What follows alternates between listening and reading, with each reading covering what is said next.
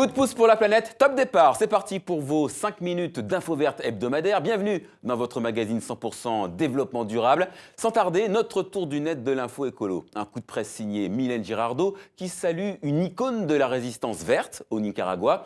Il va également être question de résistance, mais cette fois dans la forêt de Robin-des-Bois. Mais d'abord direction le Danemark pour une centrale solaire XXL. Elle est grande comme 22 terrains de football, plus de 12 000 panneaux sur près de 160 000 mètres carrés. Voici la plus grande centrale solaire du monde.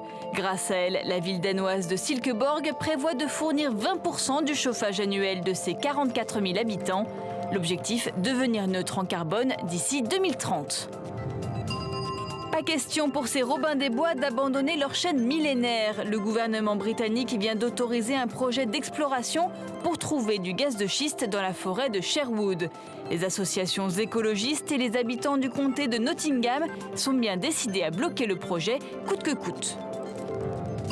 Les populations n'ont évidemment pas été consultées. Entre 30 000 et 100 000 personnes pourraient être expropriées pour réaliser un canal pharaonique au Nicaragua.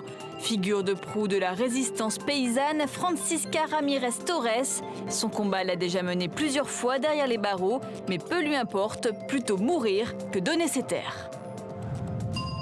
C'est une tendance de fond. Lessive, liquide vaisselle, produits d'entretien, le bio et le naturel investissent les rayons de supermarchés. Mais sont-ils vraiment moins allergènes, moins nocifs pour les enfants? Qu'est-ce qui fait la différence entre ces produits estampillés verts et leurs concurrents chimiques?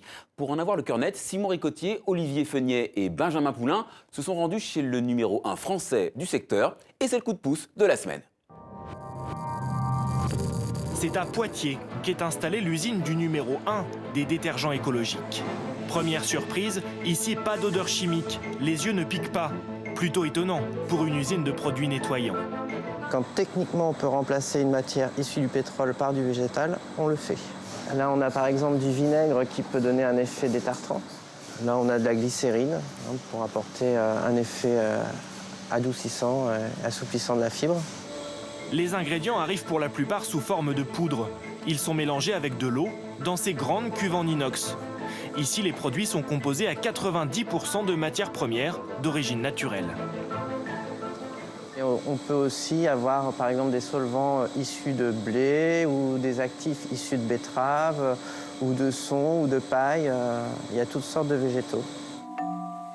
Comme nous, on ne veut pas utiliser et privilégier plutôt des matières d'origine végétale et que les colorants sont plutôt d'origine synthétique, on a préféré les supprimer. Les produits écolos qui sortent de l'usine ressemblent à s'y méprendre aux détergents classiques, le colorant en moins. À gauche, le nettoyant de l'usine de Poitiers vendu 1,70 € le litre en magasin. À droite, un nettoyant classique plus cher, 2,27 € le litre. Bientôt, l'entreprise fabriquera même ses propres flacons. Objectif, limiter le nombre de livraisons, de camions sur la route et donc limiter la pollution. Le carton rouge, ce sont les habitants de Kachung qui l'ont sorti. Au départ, pourtant, sur le papier, c'est une bonne intention que ce projet de reforestation en Ouganda, initié par 3 sociétés d'Europe du Nord. Finlandaises, suédoises, norvégiennes, ces entreprises veulent compenser leurs émissions de carbone en replantant 2500 hectares d'arbres. Oui, mais voilà, logements rasés, champs de riz perdus, pesticides qui empoisonnent le bétail, à Kachung, on apprécie moyen, voire pas du tout. Compensation, oui, mais pas le grand n'importe quoi. Petit coup de chapeau pour finir à Rob Greenfield. C'est un habitué des opérations coup de poing, une des bêtes noires de la distribution.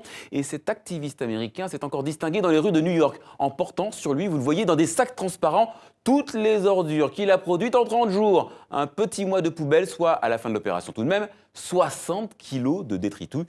Ça donne à réfléchir.